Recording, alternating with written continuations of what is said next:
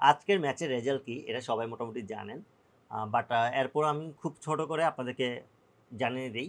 বাংলাদেশ এ দল তারা ইন্ডিয়া এই দলকে হারিয়ে সেমিফাইনালে হারিয়ে তারা ফাইনালে পৌঁছেছে এবং শুরুতে তারা ব্যাটিং করে 154 রান করেছে, যেটা চেস করতে যেয়ে ইন্ডিয়াও 154 রান করলো এবং ম্যাচ সুপার ওভারে গেল। সুপার ওভার থেকে বাংলাদেশ টার্গেট পেয়েছে 1 রান এবং 1 রানে ম্যাচটা জিতছে। এটা খুব শর্টকাটে আমি জাস্ট আপডেটটা দিলাম, বাট এরপরে আমি মূল আলোচনায় আসতেছি। আমার কথা হচ্ছে একটা দল ঠিক কতটা ভুল করলে তারা ভুল থেকে যে শিক্ষা নেওয়ার ব্যাপারটা শেষ পর্যন্ত যে তারা শিখে, সেটা আমার জানার খুব ইচ্ছা। দেখেন, ইন্ডিয়া এই ম্যাচটা একমাত্র নিজেদের দোষে হারছে, কারণ বাংলাদেশ এত ট্রাই করছে ম্যাচটা হারার জন্য, এত চান্স মিস করছে, সেই জায়গায় ইন্ডিয়া খুব ইজিলি জিতে যাওয়ার কথা ছিল, বাট আলটিমেটলি ইন্ডিয়া এটা কাজে লাগাতে পারে নাই। বাংলাদেশের আজকের খেলার কয়েকটা পয়েন্টে আসবো। ফার্স্ট পয়েন্টও হচ্ছে আমি মোটামুটি সোহান, জিশান এদেরকে নিয়ে প্রবলেম নেই, যদিও তাদের ইন ফিউচার অনেক কাজ করতে হবে, বাট তারা স্টিল নাও ঠিক আছে। মিডল ওভারের যে জায়গাটাতে সমস্যা হচ্ছে, আজকে একটা গ্যামলিং করতে লাগলো টিম ম্যানেজমেন্ট, আবু হায়দার রনিকে উপরে পাঠিয়ে। অ্যাবসোলুটলি ফাইন, আবু হায়দার রনির একটু খেয়াল করা উচিত ছিল, তার যেহেতু স্লগার হিসেবে সে এসেছে, তাকে মারতে হবে। সে বলের লাইনে যে মারলে কিন্তু তার 0 রানে আউট হতে হচ্ছে না। সো এই জায়গাটা সে খুব ভালো একটা মিস করেছে। কিন্তু অঙ্কন কি করলো আমি বুঝলাম না। অঙ্কন প্রথম 15 ওভারে সে আসে নাই, মানে তার টার্গেটই ছিল সে লাস্টে 5 ওভারে নামবে। সো স্লগার হিসেবে নামবে, মারার জন্যই নামবে। তাহলে তুমি যদি মারার জন্যই নামো, তাহলে সেই ক্ষেত্রে কেন এই ধরনের শট খেলে সে আউট হবে? কোনো টাইমিং হয় নাই, একদম বাজে একটা শট খেলে ক্যাচ আউট হয়েছে। যদি হয়তো যে একদম বাউন্ডারিতে আউট হয়েছে, তাও আমি বুঝাইতে পারতাম যে হ্যাঁ সে শট করছে, সামহাও বাউন্ডারি পার হয়নি। কিন্তু না, তার মধ্যে সেই ধরনের কোনো প্ল্যানিং দেখলাম না। বাট যে জায়গাগুলোতে ভুল করছে, ম্যাসিভ ম্যাসিভ ভুল করছে, একটা হচ্ছে ক্যাচ মিস, আরেকটা হচ্ছে গেম সেন্স না থাকাটা। ক্যাচ মিস কারা কারা করলো? ক্যাচ মিস করলো জিশান করলো, আকবর করলো, বাট তার থেকেও বড় কথা হচ্ছে ইয়াসির আলী রাব্বি। ইয়াসির আলী রাব্বি 2টা ক্যাচ মিস করছে, অঙ্কনও ক্যাচ মিস করছে। মানে এতগুলো ক্যাচ মিস, আজকে মোস্ট প্রবাবলি 6টার মতো ক্যাচ মিস হয়েছে, 6 থেকে 7টা। এখন ইয়াসির আলী রাব্বিকে নিয়ে কথা অবশ্যই আছে। ইয়াসির আলী রাব্বি হচ্ছে এই দলের সব থেকে সিনিয়র প্লেয়ার, সাথে হচ্ছে আবু হায়দার রনিও, এবং এই 2টা প্লেয়ারই আলটিমেটলি মাঠে কোনো রকম এক্সিকিউশন দেখাতে পারতেছে না। আবু হায়দার রনির লাক একটু খারাপ হতে পারে, তার বলে যতগুলো ক্যাচ ওঠে সেগুলো মিস যাচ্ছে এবং মিস করতেছে ইয়াসির আলী রাব্বি। ইয়াসির আলী রাব্বির সমস্যাটা বলি, তার সমস্যা হচ্ছে তার যে ফিটনেস, এই ফিটনেস নিয়ে সে আসলে পারফর্ম করতে পারবে না, কারণ তার ফিটনেসের কারণে সে রান নিতে পারে না ঠিকঠাক। 2 রানের জায়গায় তার 1 রান নিতে হচ্ছে। সো এটা তো দলের জন্য হ্যাম্পার। সাথে এই ফিটনেসের কারণে তার হচ্ছে শট ভালোভাবে হচ্ছে না, টাইমিং করতে পারতেছে না। সো এটা আলটিমেটলি একটা ইস্যু। সব থেকে বড় ইস্যু হচ্ছে ফিল্ডিংয়ে যে সে বাউন্ডারি মিস করতেছে, দেখা গেছে ক্যাচ মিস করতেছে, এবং এমন এমন ক্রুশিয়াল টাইমে সে এগুলো মিস করতেছে, যখন আসলে আলটিমেটলি দলের জন্য ওই ক্যাচটা দেওয়াটা খুব গুরুত্বপূর্ণ ছিল এরকম টাইমে। যেমন গত ম্যাচেও কিন্তু সে রান আউট মিস করলো, ক্যাচ মিস করলো। আজকেও সেম, সে রান আউট মিস করেছে, ক্যাচ মিস করেছে, সবগুলোই একই জিনিস হচ্ছে, রিপিট। সো এখানে আমার মনে হয় আমি ইয়াসির রাব্বিকে আসলে কেন বারবার এত চান্স দেওয়া হচ্ছে সেটা টিম ম্যানেজমেন্ট ভালো বলতে পারবে, যেখানে আরিফুলের মতো ব্যাটসম্যান বসে আছে, ইয়াং স্টার একটা প্লেয়ার। সো তাকে চান্স দেওয়াটা অবশ্যই দরকার আমার মতে। এবং ইয়াসির আলী রাব্বির থেকে যদি আমি মুভ ফরওয়ার্ড করি রনির দিকে, রনির ব্যাপারটা হচ্ছে কি, রনি আসলে বলিংয়ে যদি সে 4 ওভার ফুললি ভালো বল করার মতো বলার, সে এই পর্যায়ে তাকে মনে হচ্ছে না। সে হয়তো বা একটা ওভার খুব ভালো করবে বা 2টা ওভার ভালো করতে পারে, কিন্তু সে বাকি 2টা ওভারে খুব বাজে বল করতেছে, এটাই তার প্রবলেমটা।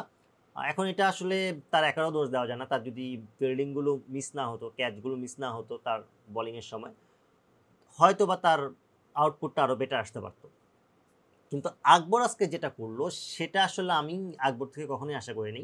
ফার্স্টে সে একটা ক্যাচ মিস করলো, যদিও খুব দারুণ একটা ক্যাচ ধরছে, কিন্তু যে ক্যাচটা সে মিস করছে একদম খুব ইম্পর্ট্যান্ট একটা সময়, সেটা তার থেকে আশা করা যায় না।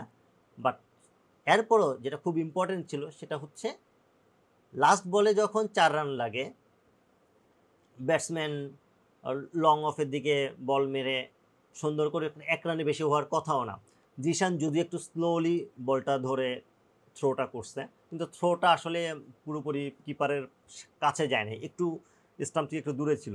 সো আকবরের দরকার ছিল আকবর বলটা ধরবে, ধরে স্টাম্পের কাছে যেয়ে সেই স্টাম্পে লাগাক, বলটা ডেড হোক, কারণ আমাদের 4 রান দরকার তাদের জিততে গেলে। তারা আলটিমেটলি দৌড়ে 2 রানের বেশি নিতে পারবে না, সো আমরা 1 রানে ম্যাচটা জিততেছি। আকবর কি করলো, আকবর থ্রো করে বসলো, যেটা সম্পূর্ণ ব্রেন ফেড বলতে হবে, ব্লান্ডার বলতে হবে। এখন কেন এটা করলো সেটা আকবর ভালো বলতে পারে। এই যে কমন সেন্সের ব্যাপার যেটা সবসময় চলে আসে, এটাও একটা বড় ইস্যু এখানে, এবং সেই কারণে আলটিমেটলি ম্যাচটা কি হয়ে গেল, ড্র হয়ে গেল এবং টাই হওয়া তো সুপার ওভার। সো সুপার ওভারে দেখেন, সুপার ওভারে রিপন দারুণ বল করছে, 2 বলে 2জনকে আউট করে দিছে। সো টার্গেট মাত্র 1 রানের। এখন 1 রানের টার্গেটে যখন ব্যাট করতে নামছে, এখানেও নামাইছে ইয়াসির আলী রাব্বি এবং জিশানকে। ইয়াসির আলী রাব্বিকে কেন নামাইছে সেটা আমি স্টিল জানি না, মানে আমার কাছে বোধগম্য না টোটালি। বাট ইয়াসির আলী রাব্বি যেটা করলো, এসেই প্রথম বলে 6 মারতে যেয়ে বাউন্ডারিতে ক্যাচ আউট। ভাই লাগবে আমার 1 রান, আমি কেন এই কাজটা করতে যাব? আমি তো সিম্পলি একটা সিঙ্গেল নিলে হয়ে যাচ্ছে। ওই যে তার ফিটনেসের জন্য, তার এই ফিটনেস নিয়ে সে সিঙ্গেল নিতে পারবে না। সো এই কারণেই আলটিমেটলি সে এই কাজটা করতে গেল।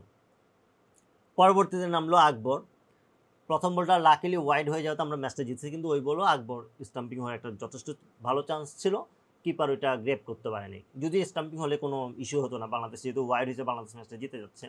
বাট আলটিমেটলি বাংলাদেশ এই যে ছোট ছোট ভুলগুলো, যেমন জিশান একটা ভুল করলো, জিশান ভুল যেটা করলো, 3 বলে প্রবাবলি হচ্ছে অ্যারাউন্ড 8 রান লাগতেছে, তখন হচ্ছে জিশান ক্যাচ উঠছে, সে ক্যাচটা তো ধরতেই পারলো না, হাতের ক্যাচ, উল্টে এটা 4 করে দিল। সো এই ম্যাচটা যদি আমি জয়ের ক্রেডিট দিতে হয়, সম্পূর্ণ ক্রেডিটটা আমি দিব হচ্ছে রিপন এবং রাকিবুলকে। রাকিবুল লাস্ট ওভারে যে ধরনের বল করছে, যদিও রানটা বেশি ছিল, রানটা ছিল 1 ওভারে 16 রান, সেখান থেকে সে একদম লাস্ট পর্যন্ত আনতে পারছে। যদি ফিল্ডাররা ফিল্ডিং মিস না করতো তাহলে সুপার ওভারে আসতে হতো না, এবং সুপার ওভারে আলটিমেটলি রিপন যে কাজটা উঠছে সেটা বাংলাদেশের জন্য সবথেকে বড় পাওনা। রিপন যদিও শুরুতে রান দিচ্ছিল, বাংলাদেশের সবাই আসলে শুরুতে রান দিচ্ছিল, কারণ বৈভবের সামনে আসলে কোনো বলারই ভালো বল করতে পারছিল না, সেই জায়গায় গাফফার খুব ভালো বল করছে। সে এটা আসলে বাংলাদেশের টিম ম্যানেজমেন্টের অ্যানালাইসিসের সমস্যা আমি মনে করি, কারণ আমার কাছে মনে হয়েছে সুরাইয়া বংশী যে ধরনের ব্যাটসম্যান, প্রচুর হাতে হিট আসছে, কিন্তু তার যে সমস্যা সে হচ্ছে স্লোয়ারে বিট হয়, স্লোয়ারে তার টাইমিংটি একুরেট হয় না। সো এই জায়গাটাতে আমার মনে হয় যদি পেসাররা শুরুতে পেসটা ওইভাবে জেনারেট না করে, লাইক আমি পেসের মধ্যে ভ্যারিয়েশন আনতে পারতাম, একটু স্লোয়ার দিতে পারতাম, তখন আলটিমেটলি আমার মনে হয় এতটা শুরুতে এত মারমুখী হতো না তারা।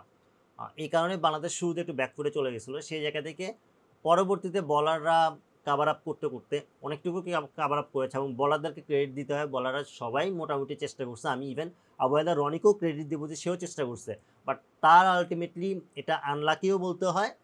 তার অবশ্যই তার বলিং অন্যদের থেকে খারাপ হচ্ছে, সেটা ট্রু, বাট তার সময় যে ক্যাচগুলো মিস হচ্ছে সেগুলো যদি আসলে ঠিক টাইমে ধরতে পারতো, ফিল্ডিং মিস না হতো, তার নামের পাশে এতগুলো রানও দেখা যেত না, কয়েকটা উইকেটও থাকতো। সো এটা তার জন্য আনলাকি একটা ব্যাপার। বলাররা আজকে যথেষ্ট ভালো বল করছে, বলারদের ক্রেডিট এখানে দিতে হবে। ফিল্ডারদেরকে আসলে নেক্সট ম্যাচের জন্য ফিল্ডিং জিনিসটার উপরে খুব বেশি মনোযোগ দিতে হবে, সাথে টিম ম্যানেজমেন্ট আসলে ডিসাইড করতে হবে তারা রাব্বিকে আসলে ক্যারি করবে কিনা। আমার মতে ক্যারি করা উচিত না, এই জায়গায় আরিফুলকে নেওয়া উচিত। অ্যান্ড এই ম্যাচ থেকে আসলে বাংলাদেশের একদম লাস্ট একটা শিক্ষা নিতে হবে, এটা ওয়েক আপ কল হিসেবে ধরতে পারে।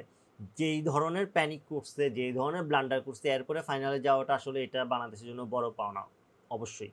সো এই জিনিসটা যদি ঠিক করতে পারে, আই থিঙ্ক ফাইনালে বাংলাদেশ এগুলো কাভার আপ করে ইনশাল্লাহ ফাইনালে জিততেও পারে। এখনও ফাইনালের প্রতিপক্ষ শিওর হয় নাই, সো দেখা যাক শ্রীলঙ্কা পাকিস্তানের মধ্যে যারা জিতবে তারাই আলটিমেটলি বাংলাদেশের সাথে ফাইনাল খেলবে।